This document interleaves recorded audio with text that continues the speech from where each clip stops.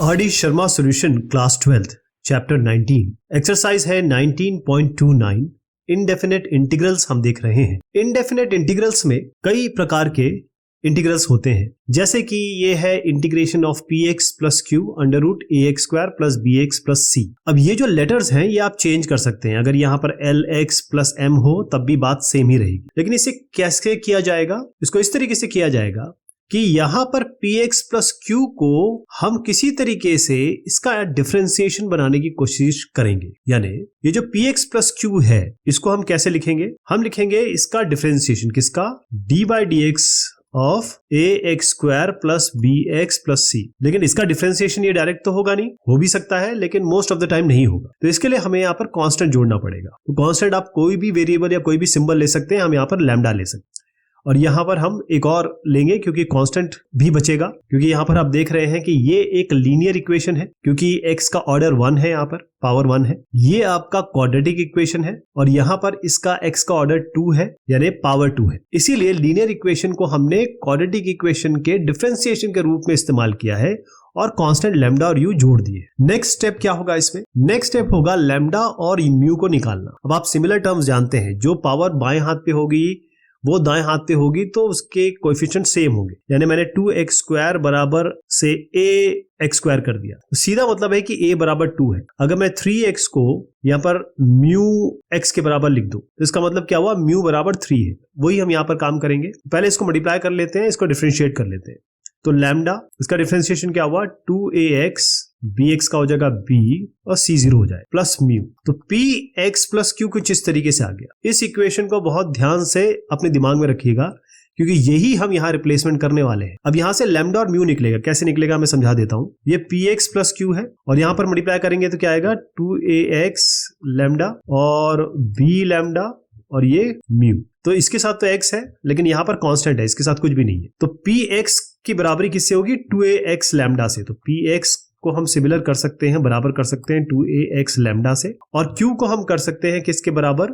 b lambda plus mu से। तो आप देखिएगा यहाँ से हमको अगर x हम हटा देते हैं तो p मिलता है हमारा 2a लैम्डा। यहाँ तो कोई दिक्कत नहीं है। यहाँ से क्यू क्या मिलेगा? b lambda plus mu. अब आपको p पता है, a पता है क्योंकि इसमें कुछ वैल्यूज होंगी पक्का। यहाँ पर भी आपको q पता है, a वैल्यू पता है और b पता है। लैम्डा और आप म्यू आपने खुद जोड़ा है। यहाँ से लैम्डा और म्यू आपका निकल जाए। ठीक, लैम्डा और म्यू निकलने के बाद अब आपको इस इक्वेशन को कैसे रिप्रेजेंट करना है? ये इक्वेशन इस तरीके से रिप्रेजेंट होगी, यानी कि अगर मैं इसको यहाँ पर i लिख दूं तो इस i की बराबरी होगी इंटीग्रेशन। देखिए px प्लस क्यू को मैंने कहा था कि हम इस फॉर्म में लिखेंगे, तो इंटीग्रेशन होगा px प्लस क्यू यानी कि lambda 2ax plus b plus mu. यहाँ पर हमने इसकी जगह रख दिया ये वाला, और अंदर क्या है?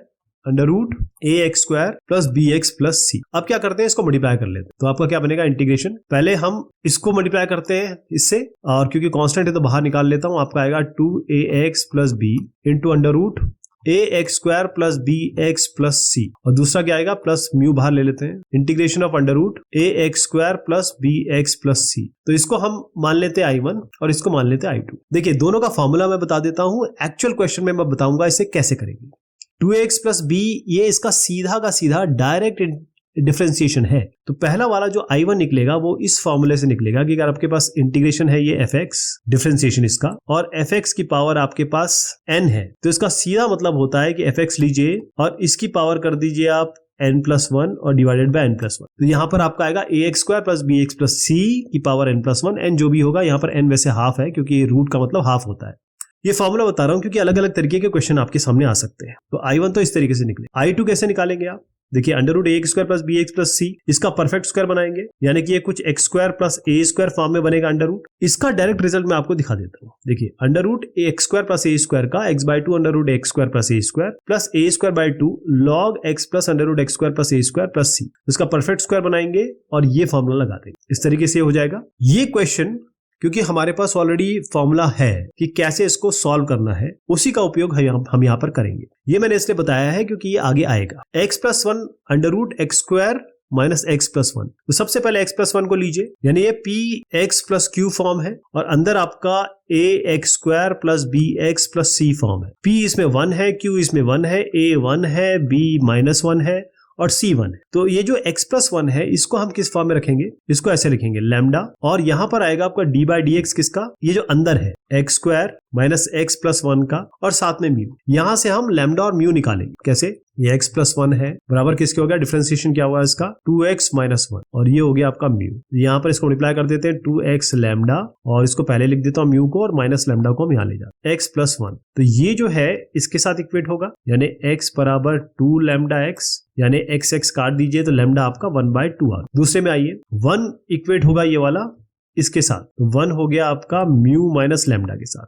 लैम्डा ऑलरेडी आप निकाल चुके हो, तो म्यू माइनस हाफ बराबर 1, म्यू आ जाएगा 1 + हाफ यानी कि 3/2। तो लैम्डा और म्यू हमने निकाल लिया। अब क्या करेंगे, ये जो x+1 बनाया हमने इस फॉर्म में, ये इसको हम 1 मान लेते हैं। यहां पर लैम्डा की जगह रखिए हाफ और म्यू की जगह रखिए आप 3/2। और यहां अब इस इक्वेशन को कैसे बनाएंगे, इंटीग्रेशन ऑफ, ये आई है हमारा, x+1 को कैसे लिखेंगे, हाफ, ये देखिए हाफ 2x - 1 प्लस म्यू क्या है 3/2। ठीक है साहब, ये आपने केवल x+1 को इस फॉर्म में रिप्रेजेंट किया, लेकिन ये सेम रहेगा √x² माइनस x+1 और फिर आपका dx। तो ये इंटीग्रेशन कैसे बना, दो इसमें चीजें अलग अलग ले लेंगे ताकि इजी हो जाए। पहले ये जो कंटेंट है यहां से यहां तक, इसको मल्टीप्लाई करिए इसके साथ।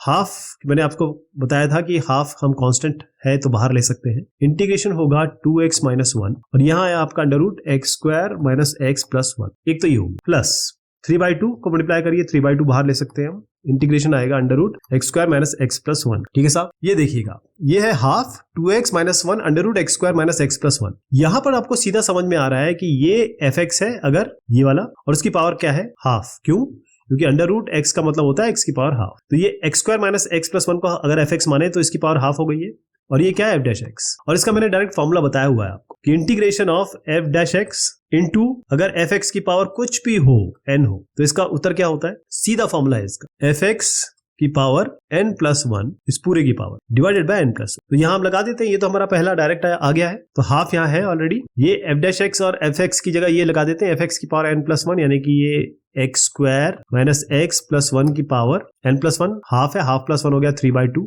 नीचे जो आपका आएगा वो आएगा n+1 यानी कि हाफ +1 3/2, तो 2 ऊपर गया, इससे कैंसिल हो गया। तो पहला टर्म इसको हम अगर अब इसको I1 बोल लें, इस वाले टर्म को, और इस टर्म को हम I2 बोल रहे हैं, तो I1 क्या आ गया आपका x² माइनस x+1 की पावर 3/2। तो साहब ये तो पहला बन गया। अब हम इसकी बारे में बात करेंगे। ये जो I2 है ये क्या आया है 3/2 √x² माइनस x+1, इसका इंटीग्रेशन आपको करना है। तो पहले x² माइनस x+1 को हम परफेक्ट स्क्वायर बनाएंगे। कैसे बनाएंगे, जो भी आपका क्वाड्रेटिक इक्वेशन में सिंगल पावर का कोएफिशिएंट होता है बगैर साइन के, क्या है इसका, ये 1 है, तो 1 लीजिए, इसको डिवाइड कर दीजिए 2 से, फिर इसका स्क्वायर कर दीजिए और जोड़ दीजिए घटा दीजिए, यानी कि आपको करना यह है कि प्लस हाफ का होल स्क्वायर जोड़ देना है और माइनस हाफ का होल स्क्वायर घटा देना। इससे क्या मिला आपको, ये मिला a² plus b² minus 2ab, यानी कि x माइनस हाफ का होल स्क्वायर हो गया है, प्लस ये 1 बचा और minus half whole square, 1 minus half का होल स्क्वायर यानी 1 माइनस 1/4 यानी कि 3/4। इसको परफेक्ट स्क्वायर बनाना है तो √3/2 का होल स्क्वायर कर सकते हो, तो ये √3/2 का होल स्क्वायर हो गया, लेकिन साथ में अंडर रूट भी चल रहा है। अब आप देखिए ये किसके साथ मैच कर रहा है, इस फॉर्मूला के साथ मैच कर रहा है ना। √x² प्लस a² क्या होता है, x/2 √x² plus a² log x plus √x² plus a² plus c। तो 3/2 को मैं अभी डील करता हूं, पहले इसका फॉर्मूला लिख देते हैं। x/2, तो ये x/2 x पूरा है, x minus half by 2 under root. अच्छा देखिए x² plus a² plus a² जब भी अंडर रूट में आएगा तो आप सीधा यही लिखेंगे, क्यों, क्योंकि ये तो यहीं से आया है ना, यहीं से तो लिया गया है, ये तो half square minus half square तो हमने जोड़ा है, तो इसको आप सीधा x² माइनस x+1 लिखेंगे। अगला क्या है, प्लस a²/2। a² क्या है, इसका ऑलरेडी स्क्वायर देखिए, इसका स्क्वायर करेंगे तो यही तो आएगा, क्योंकि इसी का हमने यहाँ पर ये वर्जन लिखा हुआ है। a²/2 यानी कि a क्या था आपका, ये √3/2 है, इसका स्क्वायर कर दीजिए तो 3/4 आ जाएगा, और 3/4 का बाय 2, 3/4/2 यानी 3/8, ये 3/8 हो गया। ओके, ये 3/8 हो गया, और फिर क्या आया लॉग, यहां नीचे लिख देता हूं, लॉग साथ में आपके आ गया x plus under root, again x² plus a² की जगह आप डायरेक्ट ये लिख सकते हो x² माइनस x+1। यहां तक ठीक है, कांस्टेंट ऑफ इंटीग्रेशन अभी डील करते हैं। तो पहले क्या है x माइनस हाफ, ये x माइनस हाफ को पहले मैं जरा रिजॉल्व कर दूं।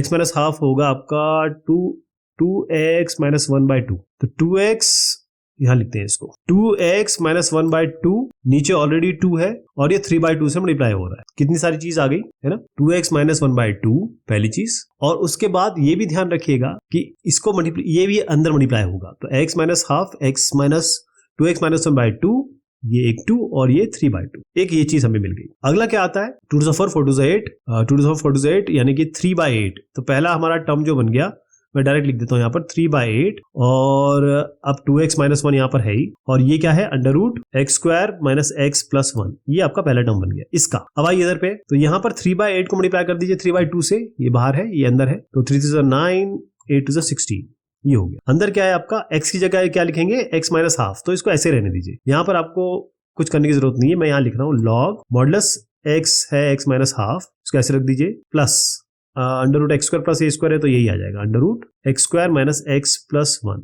ये हो गया, ये बंद कर दीजिए। अब आपको क्या करना है, ये आपका I2 है, I1 और I2 को जोड़ दीजिए और फाइनल आंसर आपका आ जाए। तो मैं आपको अब देखिए ये दोनों को जोड़ने के बाद I आएगा, तो फाइनल आंसर लिख रहा हूं। तो I हो गया आपका I1 + I2। अभी अभी आपने देखना कि I1 था आपका 1/3 x² - x + 1 और इसकी पावर क्या होगी, क्योंकि इसकी पावर जुड़ेगी है ना +1, तो मैंने बताया था आपको ½ + 1 हो गया 3/2 प्लस, अब I2 के टर्म्स लिख रहा हूं मैं 3/8 2x - 1 और √x² - x + 1, ये हो गया। तीसरा टर्म क्या आएगा प्लस 9/16 और लॉग में x की जगह क्या था x - ½ और plus √x² - x + 1 plus constant of integration. सबका कांस्टेंट मिला के, इसका भी कांस्टेंट निकला होगा, इसका भी निकलेगा, इसका भी निकलेगा, तो सबका कांस्टेंट मिला के रखें। तो ये इस तरीके से सॉल्व किया जाए, ठीक है साहब।